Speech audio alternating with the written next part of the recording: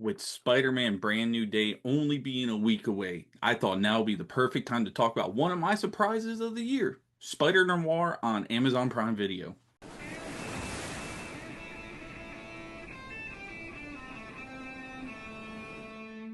Alright, Spider-Noir is a character I had no real idea about until I watched the Into the Spider-Verse movie. Nicolas Cage did the voice acting for this very cool concept of a Spider-Man in an alternate reality where everything is black and white. We're dealing with like the Depression era, and I thought that the character Ben Reilly and the Spider were a very cool concept. So when I started to watch this show on Amazon Prime, gotta say, pleasantly surprised with this. Now, the plot of Spider Noir is more of a sadder story than your typical Spider-Man. Ben Reilly has gotten himself into a very depressive state. He actually quit being the Spider because something happens in the show where he was an alcoholic. He was supposed to meet the love of his life somewhere. Something happened. She ended up drowning when her vehicle crashed into a body of water.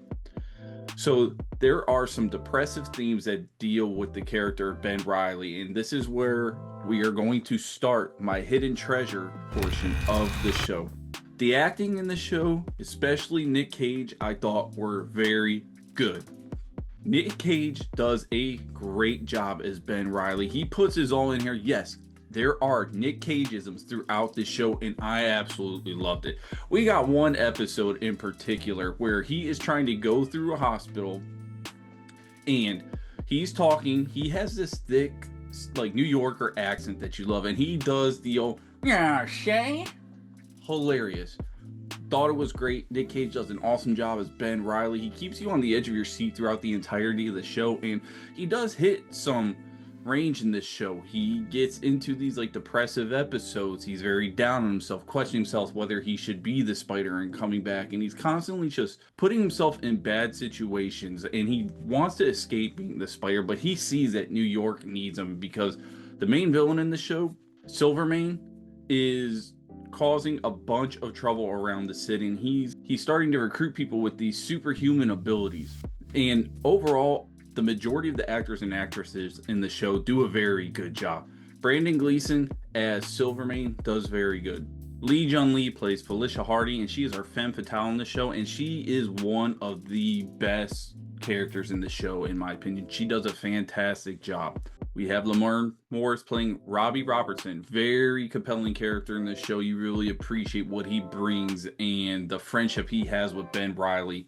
He is our reporter trying to get scoops for the story. He's trying to get back into the Daily Bugle because he had lost his job there trying to chase a big story, so he's doing that.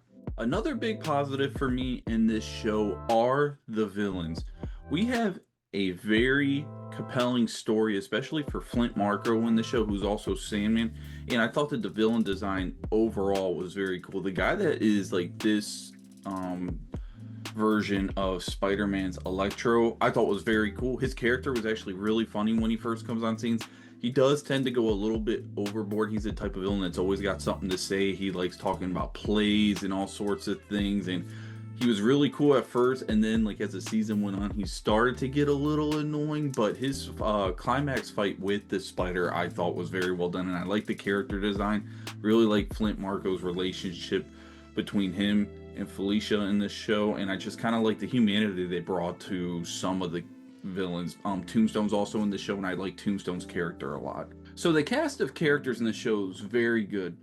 And another hidden treasure that I really like about this show is the plotline itself. It's a very unique telling of the origin of Nick Cage character Ben Reilly and the Spider. And what they do in some of these flashback scenes of how Ben Reilly gets his powers, it's compelling. I actually wish they did it more because they travel back to World War II, and we're going to get into spoilers of this show, so be warned. Ben Reilly they go into like this facility, and there's all these people being experimented on by like different animals, different insects. And Ben Reilly goes to save these people, and folks, the version of Man Spider in this show is pure nightmare fuel. It's going to mess you up. So be prepared for that. This is also where we get the origins of where these people get these superhuman abilities and where the villains in this universe come to take place. And so we kind of dive into how they got all their powers and what happened and why Ben is trying to, stop them from joining Silvermane and eventually taking over New York City. My biggest hidden treasure of this show, though, is the black and white composition we get. It's beautiful. I dare to say it is flawless. You have two options when you watch the show. You can watch it in the black and white, which is what I highly suggest doing because you are getting the full-blown noir style experience. They shot this show to be shot in black and white, and the way that they do shots in it are very reminiscent of old school noir detective style films, and I love it. You are also given the option to watch in color. I didn't watch anything in color. I stuck with the black and white because that's the experience I wanted, and I have to say they did a great job with it, and it just looks great. And for an Amazon show, I was a little nervous, especially with them handling a Spider-Verse style storyline. I was nervous to see how some of these fight scenes were going to do, especially with it being in black and white. And just they're trying to stick to the old noir style roots. I didn't know how some of these action scenes were going to look. And I have to say, they looked pretty good. So I think the black and white probably does help them hide some CGI and stuff. So overall, I thought the fight scenes were pretty good. Gotta say, there's not that many in this show, I feel like, but the ones that they do have are pretty good. This is more of, I feel like, a character development show, and I really, really enjoyed it. So that could potentially be something that viewers who are expecting to see, the spider and action scenes, that might be something that kind of takes you away from this show, but we shall see. Now, going on to my shipwrecks. I'll just put this as a nitpick. It's not one of mine, but I could see where other people would have a nitpick.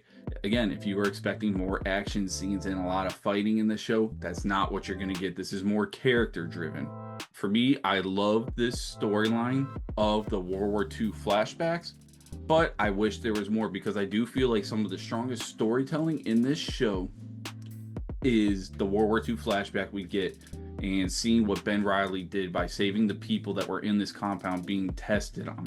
And I have to say, that's pretty much the only nitpicks I really have of the show. Going into this, I didn't know what to expect. I didn't have high hopes just because I didn't know of the storyline we got with Spider-Noir. I didn't know what to expect. I didn't know how Nick Cage was gonna perform in this show, but overall, pleasantly surprised. I had a lot of fun with the show. If you have yet to watch Spider-Noir and you were debating whether or not to, now's the perfect time to watch it. Get caught up right before Spider-Man Brand New Day comes out. And I have to say, for my rating for this, pleasantly surprised. I'm going to go ahead and give Spider-Noir an 8 out of 10. I recommend seeing this. I think it was a super fun time. I'm looking forward to another season because upon looking at other reviewers talking about like what happens in the comic line, apparently there's a very big plot point that has to do with like a deity or something that gives, the spider his powers that he deals with. And apparently they were hinting at in the show, but they didn't really go in for it. So I'm wondering to see if that takes place in season 2. So I'm looking to see where this show ends up going if they do decide to do another season. Hey, thanks for tuning in to another episode of Kotas Cove. If you want, go ahead and check out my latest review of The Odyssey. I had a very special guest and friend of mine on, Zach Milne, to come talk The Odyssey with me. It was a great time. Go back and check my other catalog of videos you can find. Especially for this year, 2026 has given us some great content, and I had so much fun reviewing all the movies I went to the theater to see so far this year. If you want to see me review a certain movie, TV show, go ahead, drop it in the comments, and while you're at it, also tell me what you thought of Spider-Noir if you've seen it. Most importantly, leave a like, subscribe, but be a friend and tell a friend to come on down to the Cove because the water is fine.